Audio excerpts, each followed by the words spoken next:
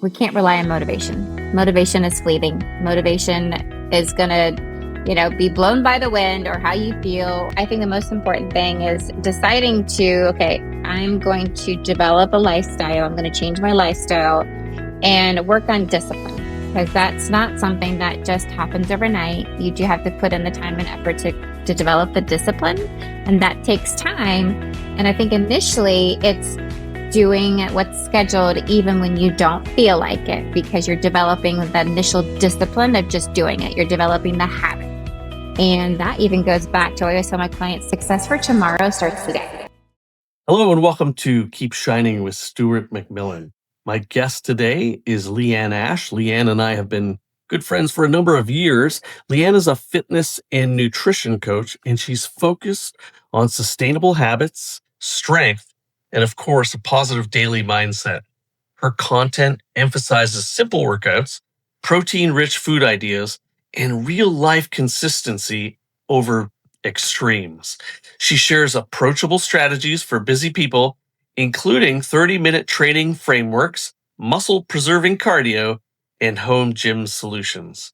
I'm really looking forward to hanging out with her today, so will you join me in welcoming LeAnne Ash? Keep shining, be a light. You were made to be a lighthouse, shine bright. Keep shining, be a light.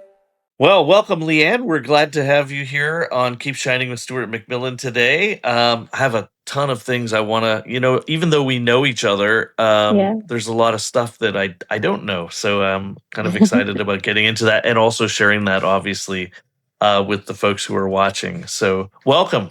Thank you very much for having me. It's a pleasure. That's great. So let's talk a little bit about your story. Where are you from? Where did you grow up? How'd you meet Mike? That kind of thing. All sorts of fun things. So I am from Columbus, Ohio. So go Buckeyes. And I grew up there. I grew up in a Christian home. Been to Christian school my whole life. Went to church a whole life. Very blessed to grow up in a Christian home. Have a family that loves Jesus. And also even went to Christian University, TLR University in Upland, Indiana. It's a small Christian school in the middle of the cornfields. Okay. And graduated with elementary ed, and actually took a year off from graduating and went and traveled. I love to travel. I love adventure. So I spent 6.5 months abroad. Like, I worked in Ireland and have family in Northern Ireland, and visited them and traveled to a lot of different countries, and then came back and worked as a second grade teacher for a couple of years. And again, growing up in Ohio, it's cold there. It's a little dreary. And I think I was definitely born to be a Florida girl. We always visited Florida at Christmas time, typically with my family, and fell in love, with just being warm. So I actually ended up moving down to Florida in 2003 after visiting some friends, and some friends of theirs offered me a job. So I left the cold and it came down to hot Florida, which is amazing, and have been down here since 2003. Okay. And met my husband in that process. But I came down to manage some condo resorts on Fort Myers Beach, and did that for a couple of years, and was involved in a church down in Fort Myers, and met my husband through the church.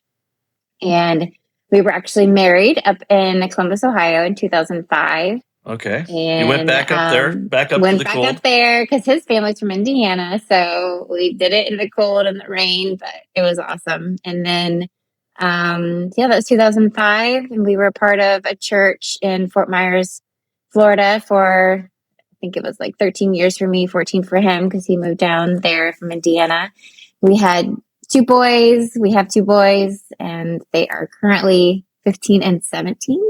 So they're both pretty athletic, from what Mike tells me. Is that right? They are. They are both pretty athletic. Our oldest is playing football at Calvary Christian, and they both just love to be active and play basketball, football, golf. They're really getting into golf right now, but both of them are having big milestone years this year, 16 and 18. So that's a really big deal. And just the thought that we have a senior and he's going off to college is exciting, but it's also a little intimidating, to be honest. I don't know what we're doing. So figuring that whole process out is kind of what we're working on right now, but it's fun. He wants to play football and it's exciting for him and he's doing really well. So yeah, here in Tampa, my husband is a part of a church here, and he's one of the pastors there and personal trainer and nutrition coach and loving that. So yes, and we met through the church, and then we met again through your coaching business. What first pulled you into coaching? Like it's a big step from second grade teacher, managing Right. condos, coach. So how'd Right. you get it? What drew you into that? So I have always been interested in fitness, and when people are playing games on their phones, I was looking at fitness related things or nutrition related things, and I was always very active growing up.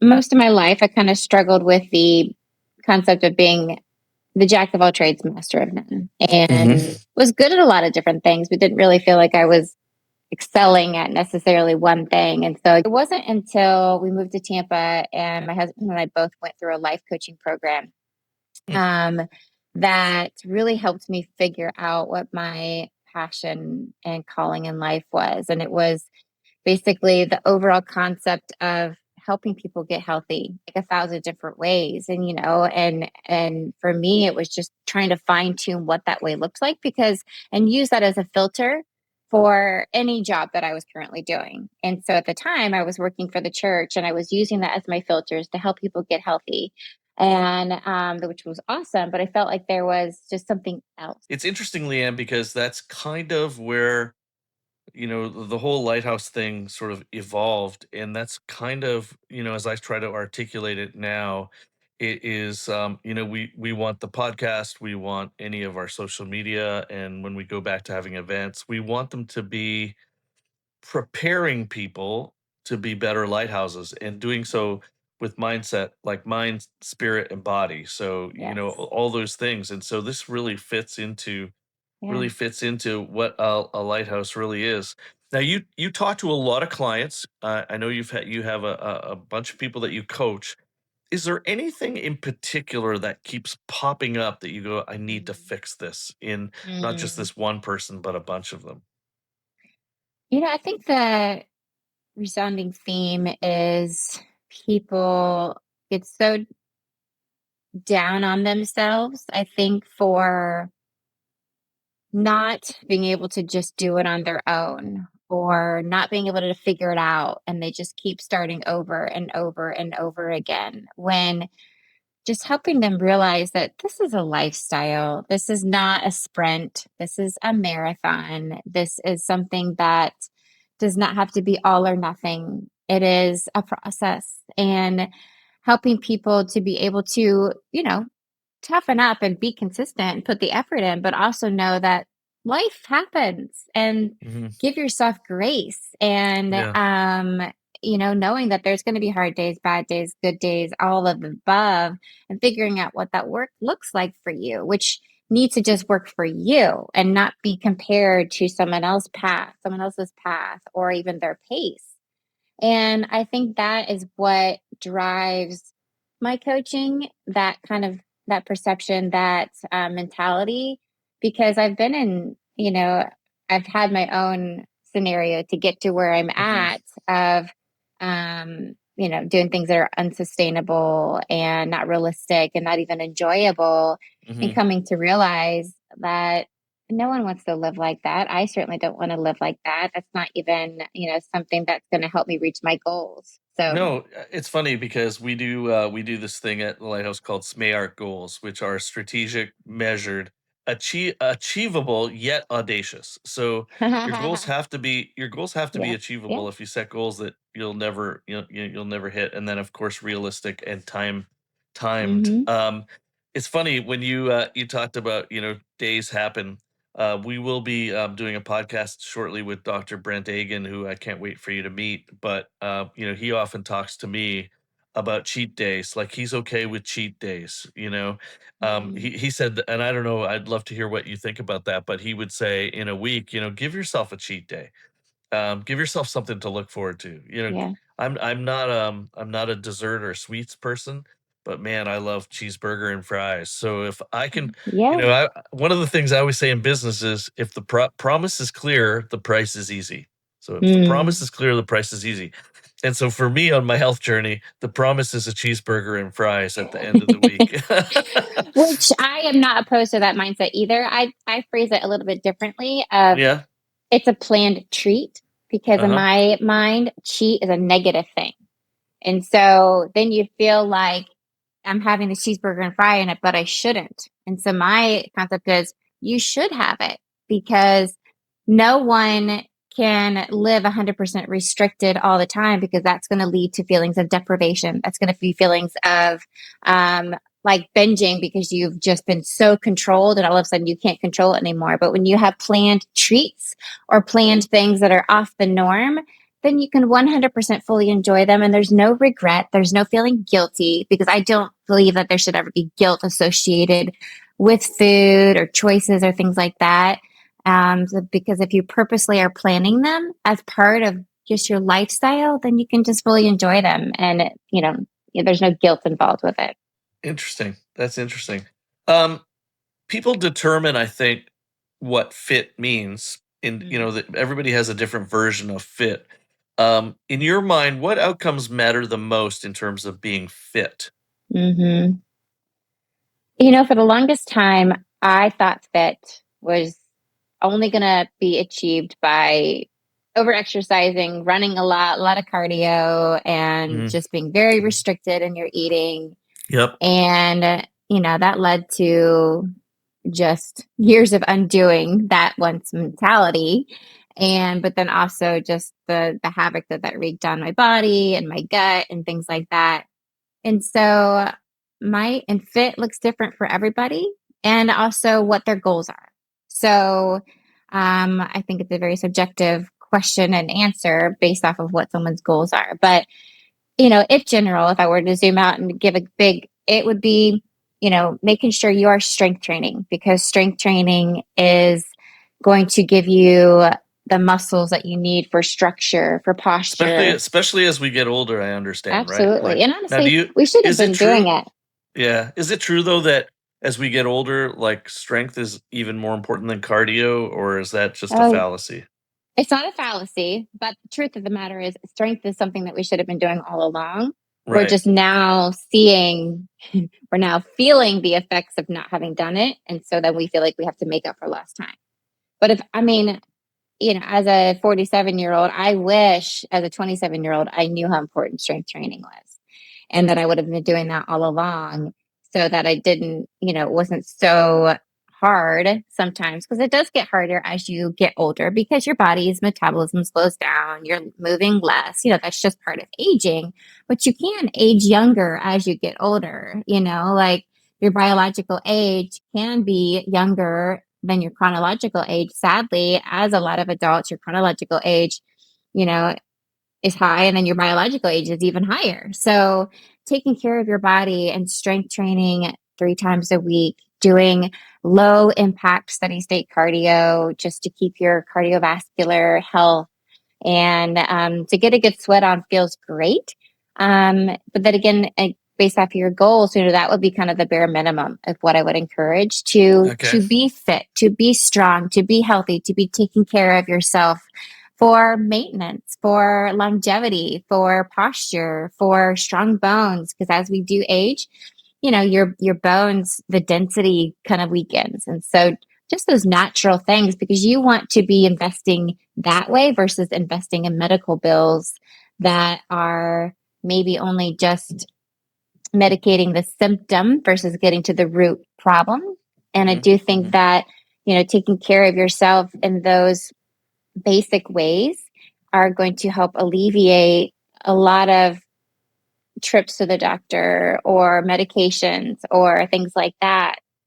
It's interesting because I think that there are obviously different phases of life, and I talk often in the last company I was with. We our demographic was primarily sort of 25 to 40-year olds, and talking to them about preventative measures is sometimes difficult because they don't see themselves as old. Yeah. It's interesting, as we age, then we go, oh, and I hear we can still catch up. There are things we can do, like Yeah. it's not all lost. Right. There are things we can do. I actually have a personal visual that helps me in that my dad is 96 and lives Wow. in Ottawa, Ontario, but was a fairly high level athlete as a teenager and 20-year-old, and he stopped any strength stuff. And so now, as a 96-year-old, his mind is super active. He reads the newspaper every day. He reads on his iPad. We do devotions every morning from Oh, afar. So my sister and we buy him a book at the beginning of the year, yeah. and then we send him the book, and then we all read it. From my sister's in another city, he's in Ottawa, I'm here, and we read the book, and then we text each Wow. other. So he's still texting. The sad thing though, Leanne, is he's frail. Yeah. For a guy who is an athlete, he has a Mhm. walker, and it's Mhm. only because he Yep. just stopped doing things, So he's so keeping his mind sharp, which is amazing. My grandma was like that until she was 100. She was doing crossword puzzles every day, kept her mind super sharp, but her body was not. And so, in the same way, you do have to keep your body sharp. And that's, just moving and yes. strength training and functional fitness is what I like to make sure I incorporate with my Yeah, clients. that's great. What do you do? What tips do you have for people when their motivation, like, so we all go gung ho, and then motivation sort of dips. There's two things that happen, so I'm going to ask you to speak about both of them. One of them is we get busy.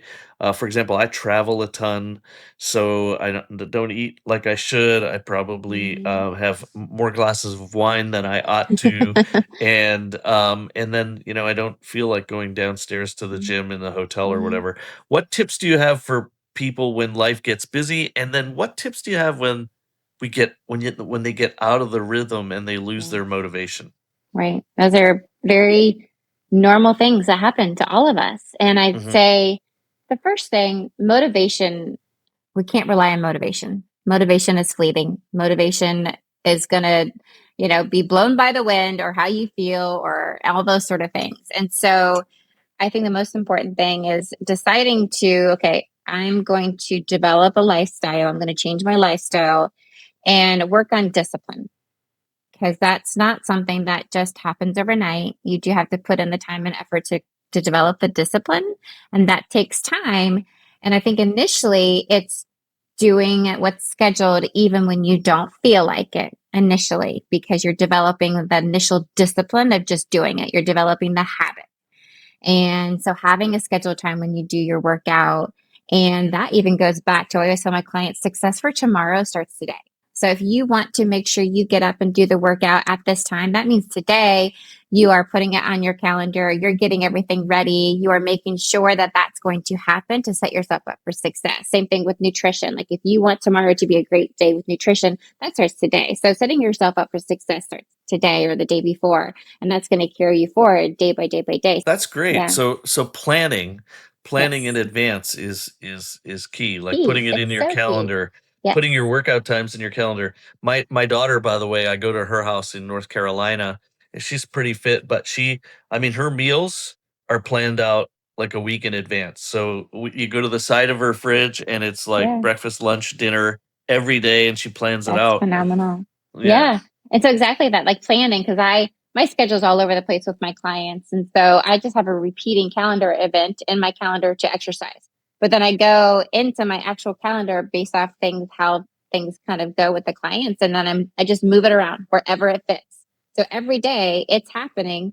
I will just literally move it around in my calendar to where it fits because it's going to happen because it's that interesting. important to That's cool. me because I have made it a habit. I've just created that discipline. And are there times I really don't want to? Absolutely. But I know because I've been on the other side of, I will be so glad that I chose to do it or chose to get up because sometimes it's early, than feeling later on, well, I missed the window. I don't have time the rest of the day. And now I'm really bummed about it and I'm regretful. So I've experienced that feeling.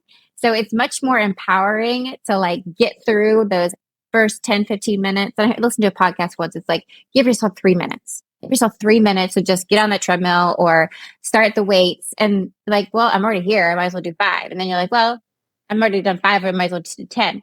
If that's what it takes. But for me, it's just showing up, knowing on the other end of it, I'll be so sad that I didn't get up and show up for myself. So I've just worked so hard to create that discipline. So I think it's important initially to create that discipline because so you don't rely on motivation. Now, all that being said, are there days where you're just like, I'm not having it, or you've planned, you've done all the things to make sure that it happens, but then something goes awry, your kid is sick, or, there's an emergency at work or whatever it is, that's going to happen. But knowing that that's one in a million, that doesn't happen all the time. And so one day of it being thrown away is you have to also not let that throw you for a loop. Right. And not let that make you feel like, okay, well, it's all or nothing. And so I'm never working out again, Right. Yeah. Now that I've missed a few days, I'm just going to stop. Yeah. And so when you do, so then it's like, okay, the wagon, you haven't fallen off the wagon because 3 days have gone by or 4 days have gone by. Like I always like to say, that wagon is still there for you. It is still there. Like it has not abandoned you. It has not taken off. So all you need to do is just start and start right back off where you left off and get going again. And don't beat yourself up about the gap. Now, do you, as a coach, you presumably have more discipline than a lot of us. Do you and Mike work out together? Do you have a buddy that helps you work out? Typically no, because again, my schedule's all over the place. So we are going to the gym at different times, but we're hoping to get back into, we were like Saturdays were our workout days together, but we just moved a few months ago. So we're still cleaning out our garage and getting things organized. And, so we do enjoy that, but we do both have the hobby and the overall discipline of working out in some capacity every day, even if that workout is a walk. Like it's just a part of our rhythm. And I mean, he would tell this story because when we first met, I was training for a marathon. I had just run a marathon and he didn't really do any form of exercise. It just wasn't what he did growing up. And so he started running and asking me questions. And, it's kind of like, that's the beginning of the story of like, he just started getting into it. One, to kind of just have questions to ask me. And it has taken off from there because initially both of us just ran. We didn't know any better. I mean, I grew up doing a lot of cardio and I was a cardio bunny. I chased the burn and chased the sweat and chased the number of calories that I burned. And, I wish I would have learned sooner the value of strength training and how much better that feels long run. And so we've both kind of moved over from just doing a lot of running and cardio to a lot of strength training and minimal cardio. And, not only does that feel better and it's better on your body, but aesthetically, like I remember my brother always teasing me with my arms and he's like, I could just break them in half. They're like twigs. But to know that you can develop muscle as you get older and it feels good and it's just going to be a lot better overall for a longevity lifestyle. So you talked about strength training and, not everybody has the opportunity to go to the gym, especially if they're traveling or things like that. Yeah. What tips can you give people who, aren't necessarily coaches or bodybuilders, but what things can they do on a kind of a daily basis to maintain that strength? Absolutely. Well, this isn't necessarily strength related, but walking, like people really need to focus on walking every day. I recommend a minimum of 10,000 steps, again, 8 to 12, because that movement, just getting up, sometimes it just like, because a lot of us sit a lot and one that's messing up our posture or hip flexors. And so it forces you to get up and move. So being conscious of walking. So if you are starting from nothing, at least just start walking. That's why. Do you recommend like I wear an Oura ring, or a ring, and some people use the Apple the iWatch or a Whoop, but I'd highly recommend those things for just for 100%. Measurement. It's awareness. It's you like can't manage what you don't measure. So it's exactly right. So some form of measurement. I mean, like if you don't want those, let's get like a cheap just step counter. So if that's all you want it to do, just to track your steps. So it's for awareness or so that you are just moving all throughout the day. So that's a good place to start. And then I don't recommend that you just go into a gym and make it up, because you will get injured, and you want to get the most benefit of what you're doing, and you definitely do not want to get injured. So I would, even if it's just to get started, hire a trainer, or make sure you are following a program where they are showing proper form. So that that you make sure that you're doing the exercises correctly. And if you're able to do it in person, even better, because then that person can help see exactly what you're doing to help you get the most benefit out of what you're doing. And then step from there is not also just like randomly doing exercises and doing a new one every single day, or a new workout every single week. I base all my programming based off of what's called progressive overload. So you're building on a workout so that you can actually see how you're improving with reps, weights, sets, so that you have something to measure. Like you said, like you won't know any improvement or how you're doing unless you're measuring in some form or manner. So this Apple Watch is going to track your steps, a program that is building each week for 4 to 6 weeks, whatever that is. You're able to see progress and see, okay, how am I improving? Because one of the biggest things that hinder people from doing anything is they don't see results right away. And they want, I started doing this. I've been doing this for a week. I should feel different. I should see so much change. And the thing with that is you didn't get to where you're at overnight. It's not going to change overnight. And, you've got to give it time. It's time with showing up. It's time, effort of consistently doing the workouts, consistently walking, consistently focusing on good sleep, consistently showing up and doing well with your nutrition, because that's a huge part of it. And so, making sure that you're staying within a program that helps you find forward progress and not just randomly putting things together. Yeah, I like what you're saying, and it goes back to what we talked about a few minutes ago, which is plan it. Like just put it into your plan. If I remember as a young 30-year-old, one of my mentors um, was a professional hockey player, and a retired professional hockey player, and he told me, you are so disciplined in this part of your life and so undisciplined in this part of your life. And, he was one of the few people that I let, really tune me up. And he did. And it's interesting to me, the number of people, successful people, now they're not successful in business or entrepreneurs or whatever it is, or vocationally by accident. And yet they're undisciplined in other areas of their life. So it's really a matter of taking the step and saying, I'm going to plan this out, just like I plan everything else out, Right. 100%. Really important. Now, you touched on something that I want to jump into, and that's sleep. So talk to me a little bit about how you feel about sleep, what you think people should be doing. People say it's different. And then I was watching a podcast the other day, and he said, this idea and I want to hear what you think about this, but this idea that, your body, everybody's body's different. Some people need 4 hours sleep. Some people need 10 hours sleep. He said, that's nonsense.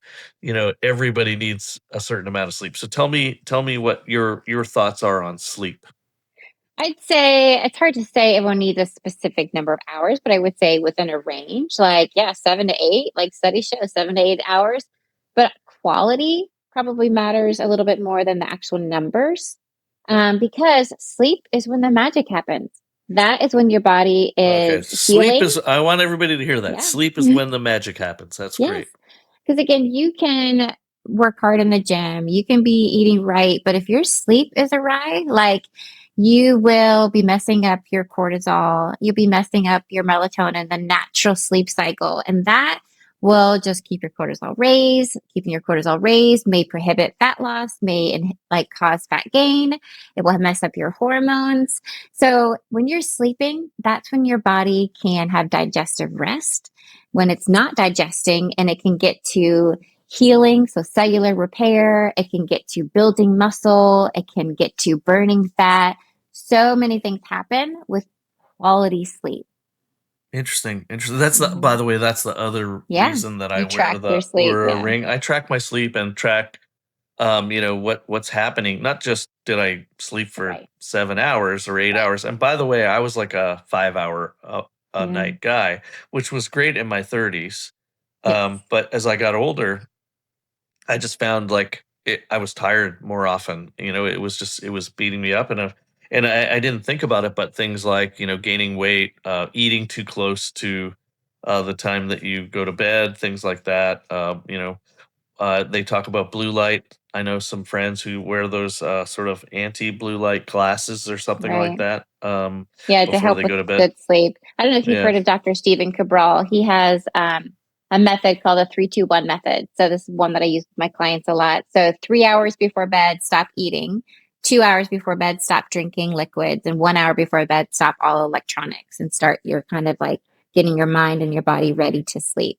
Because the reasoning for that 3 hours before bed, if you stop eating, then your body has it's going to get a lot of its digestion done before you go to sleep. So then it can actually prioritize the other things that I already talked about.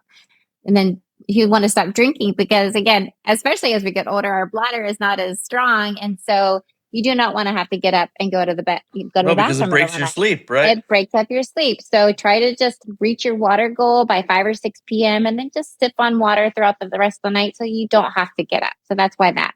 And then the 1 hour before bed for the electronics are a stimulus. You want your mind to calm down. So you want even though we can't necessarily like go with, the circadian rhythm of the sun rising and the sun setting, we can at least assimilate that by turning down the lights.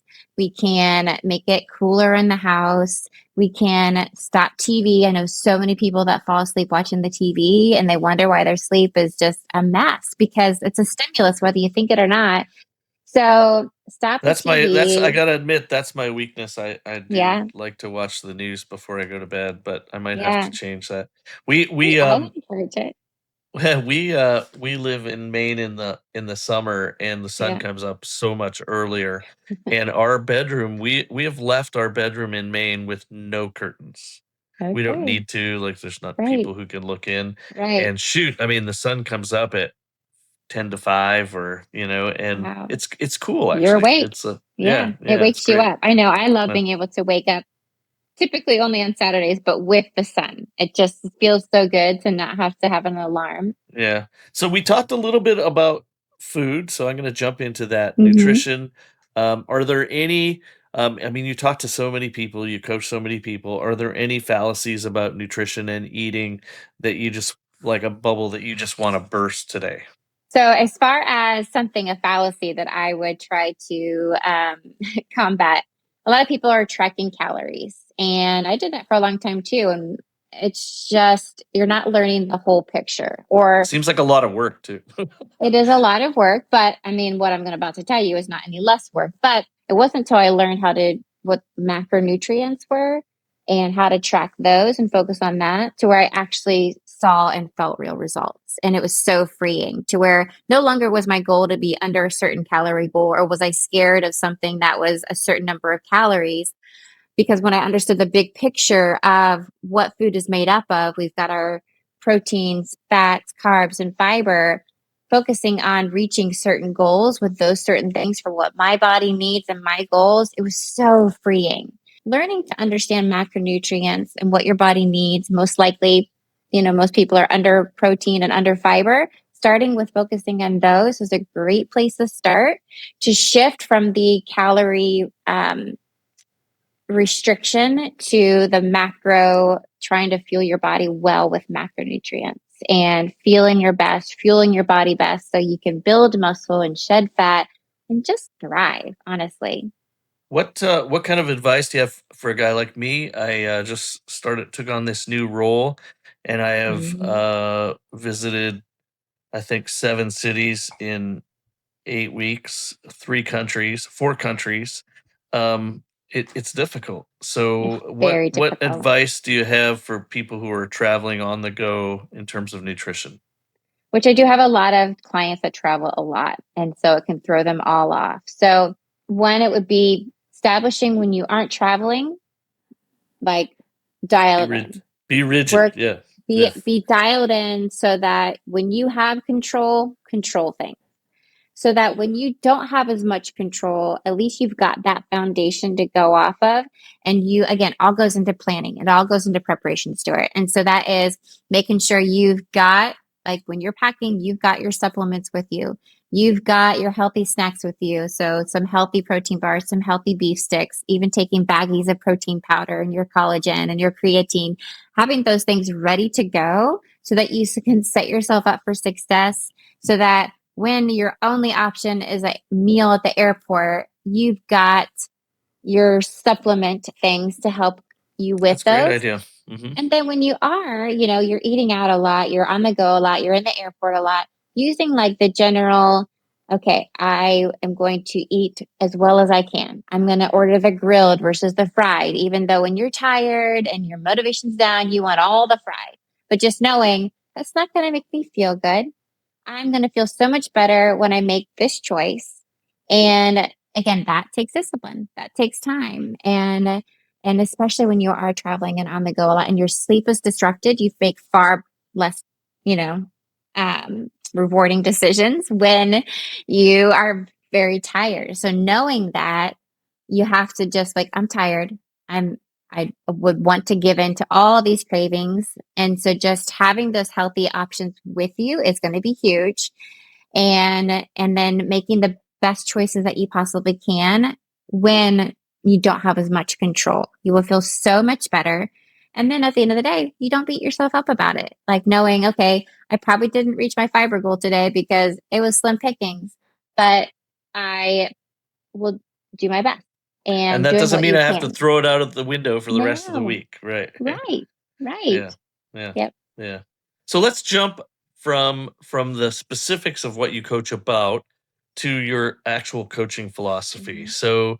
So talk to me a little bit about how you approach coaching, how do you approach recognition, uh, discipline. How do you be tough but still encouraging? Talk to me a little bit Right, about how you coach, because right. I know you have a lot of clients and you're really good at Mhm. this. So I want to Thank hear it. you. I'd say if I had to kind of a phrase would be maybe grace based, um, Mhm. because and it's a lifestyle. I think the number Right. one most important thing is it's a lifestyle. Hmm. And so committing, Hmm. there are words that I think of. It's commitment, it's consistency, it's a lifestyle, it's mindset. And all those things are part of it. Because you mentioned earlier, like, how can you be disciplined in all these other areas in life, but this one area you're just not?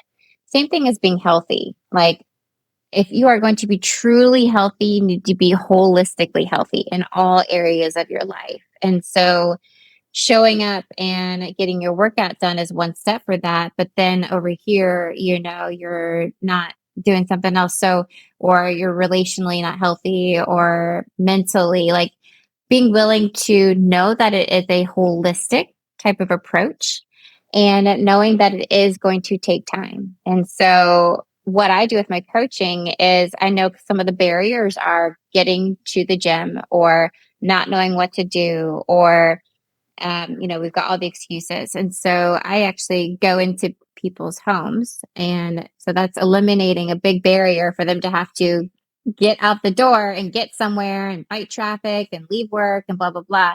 So I show up at their door, I will do that. And then, so that eliminates one big barrier or one big opportunity for a missed session. I do have online clients too, but there are check-ins. And so it is, from my motivational side, is I am going to show up. I'm literally going to meet you where you're at physically, emotionally, all these different things and helping them with where they are at specifically. It's very custom to what they are bringing to the table from their past, their goals, and their future. And so helping them with where they're at and then giving them the tough love sometimes of like, I think you should really do this. But again, I can give someone all the tools, all the resources, but they are the ones that actually have to do the work. And so I have so many clients that I'm so proud of because they are like, I am helping them and encouraging them and giving lots of tools and I'm there for them, but they are in it to win it and they are showing up for themselves. But there are days where like, they tell me I couldn't finish the workout, or I did my best, or I need to postpone it till tomorrow. And I'm 100% like, that is fine. You listen to your body, and I'm going to reward that as well. I'll be there tomorrow, So, That's yeah. good. One of the things you just said that I think is magic, and it's not just in health and fitness, but is meeting people where they're at. And I think, Mhm. as a leader, I often, I hear people say, you have to be consistent in how you treat people, and I think consistency in terms of kindness and grace and discipline and all that is true, but I think we always have to meet people where they're at. We have to understand, what motivates them, and then use that. We have to, that's why I encourage people to find a coach like you, because the coach will tailor what you need to do to where you are today, because not everybody's at a different stage. I mean, I even I had a pastor friend, mentor, who used to say, even in faith, you have to meet people where they're at. He called Absolutely. it, he called it next step evangelism. So that Yeah.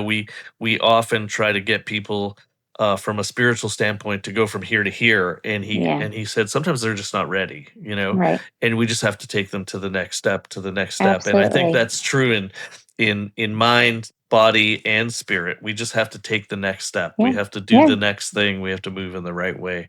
I Absolutely. They want compound on each other. Yeah. exactly.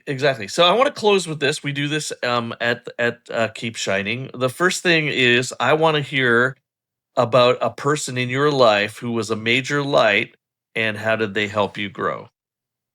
So I touched on this a little earlier as far as there was a season, well, most of my whole life, I've always just kind of struggled with what's my calling, what's my passion, what's my purpose. I wish I knew, like that doctor. He always knew he wanted to be a doctor from the time he was little, and now he's a doctor and he's crushing it. Like, I just Yeah. wish I knew that, and wish I had that. And I just didn't. I felt like I was wavering, through most of my life to figure that out.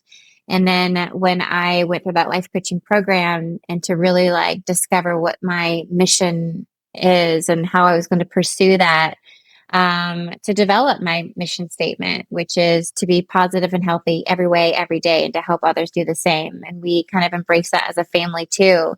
And so Mr. Morris, he was very pivotal in that experience with the life coaching program. And then, but as far as one person, I mean, my husband, I mean, as cliche as probably that answer is, but he's always been my biggest cheerleader and helping me with this journey. And especially with this move from moving into training and coaching, like he's always just been my support and help, and, with ideas, with encouragement, with support. And so, I'm thankful for that. It's a huge blessing, because I know not everybody necessarily has that. And he even was just a huge advocate in me recently, leaving my full-time job to be able to do this on my own. I was like, and in the middle of us needing to buy a house and do all these things. And I was like, who else would let, their wife just quit their job with no guarantees of what that looks like when we're in the middle of buying a house and our kids are in school? And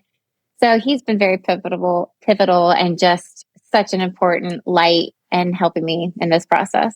Well, that's great, and I can attest. Knowing him, I can attest to the fact that Yeah. he's a great lighthouse.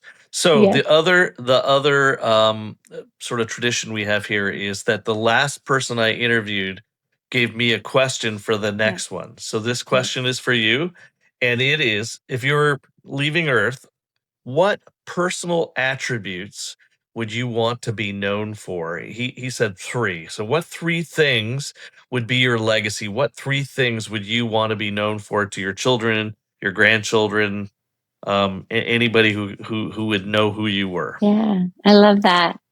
Well, authenticity, and that also being with integrity. Like, am I a person that embodies Christ, and that shows people Jesus, and does what she says she's going to do, and even when no one's looking? Just like, do I love people like Jesus loves people? And I hope that I do. I know I don't always fully, but I'd say I strive to. And helping people get healthy every day. Like, it stems from I know what it feels like to not feel like that. And I just truly want to help people feel better. That's great. It's interesting. I've had a bit of an epiphany over the past probably 6 months, and that is, the whole idea of loving people is interesting. It's one thing to love people, but then it's another thing to be love.